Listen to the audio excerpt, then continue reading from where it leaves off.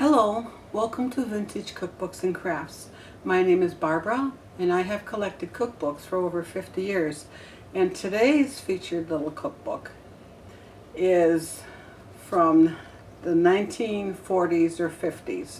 There is no printing date, but the address, it's the National Livestock and Meat Board Homemaker Service Department in Chicago, Illinois. It says Chicago 5, Illinois, and the single-digit postal code started in 1942-43, I believe. So this would be from the 1940s or 50s.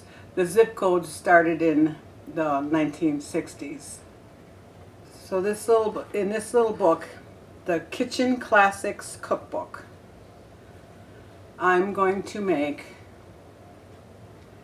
Polynesian pork. And it has a different spice in it that most recipes you don't see very often, and that's mace. And mace is the lazy outside layer coating of the nutmeg. The only time that I used mace to make something was for a French pear pie years ago. So I had to buy some new mace because that was expired for sure. But in this little book, it has special features such as how to carve your meats. And in the center, it's methods of meat cookery, what it means to braise, cuts to braise, to pan fry, to cook in liquid, to roast, to broil, and to pan fry. One thing that is interesting in this little booklet was you can make homemade biscuit mix using lard. I've seen the homemade biscuit mixes before using shortening, but this one calls for using lard. It also has a homemade pastry mix, and it'll make 8 single pie crusts. So today I'm going to make the Polynesian pork. So let's go to the stove and get started. I copied the recipe so I don't slobber or splatter on this little cookbook. I have 1 tablespoon of lard, and it calls for 1.5 pounds of boneless pork shoulder, extra fat removed, cut in 3/4 inch cubes.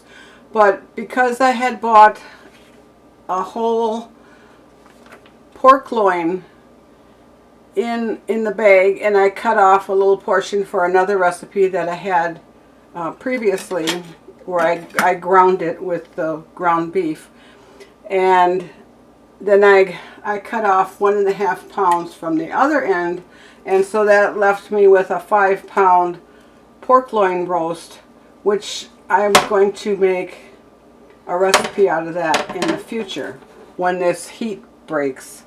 But so this is actually pork loin and not pork shoulder.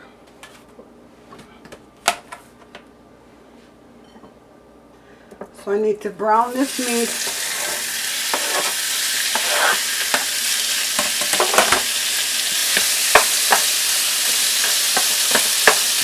It says to brown the meat in lard or dripping.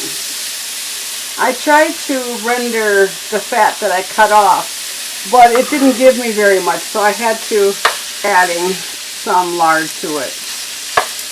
It says brown the pork cubes in lard or dripping. Pour off drippings, add salt, pepper, mace, chopped onion, green pepper strips, and water. Cover tightly and simmer 1 hour until done. So in this little dish, I have a 1/2 teaspoon of salt, 1/4 teaspoon of pepper, and a 1/4 teaspoon of mace. And then it calls for 2 tablespoons of chopped onion, 1 green pepper cut in thin strips, and 1 cup of water. The onion, I went out to my garden and I grabbed one of my little onions that the tree fell on, so the neck was broken. It wasn't going to continue to grow and give me a large onion bulb. So I just pulled that out and chopped that. And this is the first green pepper that I'm using from my garden.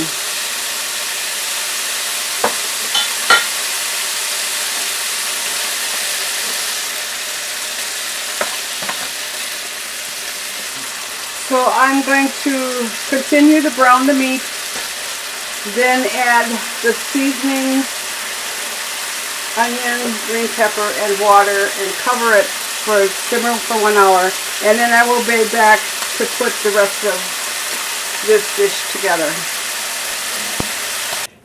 To the pineapple juice, I need to add 3 tablespoons of cornstarch, 2 tablespoons of lemon juice,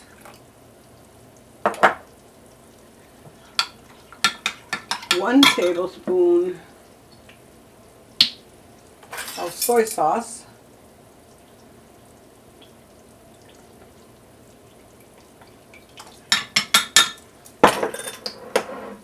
and 2 tablespoons of brown sugar.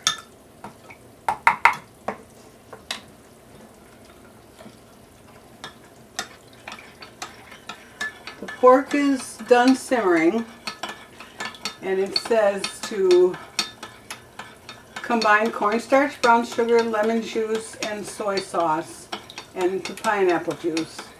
Pour over the meat mixture and simmer 5 to 10 minutes until sauce thickens. So I'm going to move the camera back up. Okay, I'll take the cover off.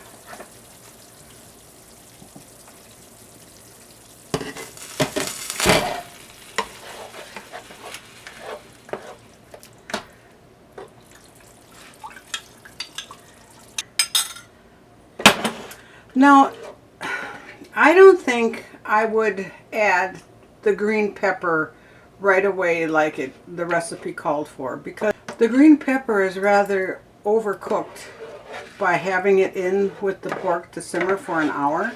I think I would wait to add it called for 1 thinly sliced green pepper, and I think I would wait to add the green pepper. I would add the onion because that would give a good flavor, but I would wait for the pepper until maybe halfway through, and then maybe slice them a little bit thicker than I did, because here they are pretty wimpy at this point.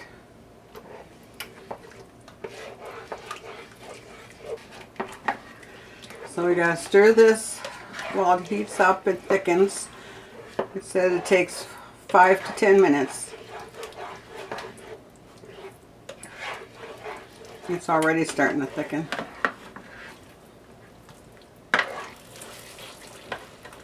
Okay, after that thickens, it says to add the pineapple and heat through.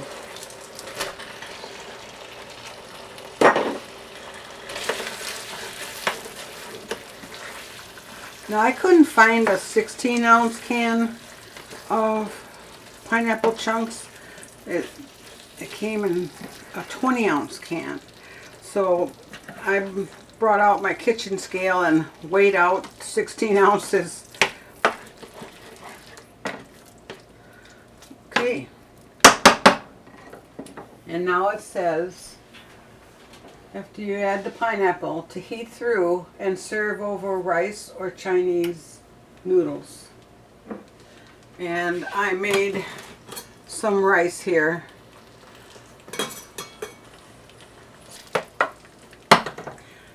I'll just plate it up and then I'll be right back.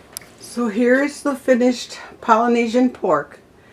And I'm going to taste a piece of this pork here, see how it tastes.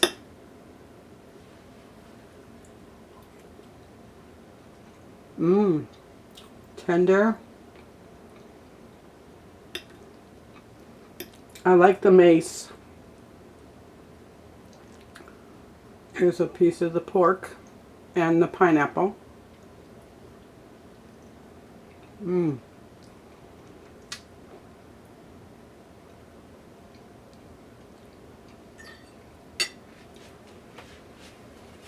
The pork is very tender, but I do think that if I made this again, I would add the pepper later and cut them a little bit thicker and maybe put them in halfway through instead of right away, because they sort of disintegrated in there. And the green pepper was supposed to give it some more color, I presume. But the taste is good. I like the mace. The mace is good in there.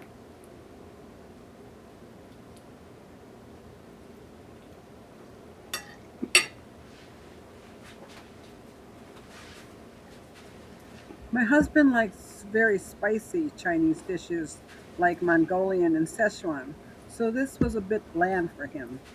But I liked it. I hope you enjoyed watching me make this vintage Polynesian pork recipe. Please like and subscribe to get notices of future videos. And if you do try this recipe and like it, leave a comment down below.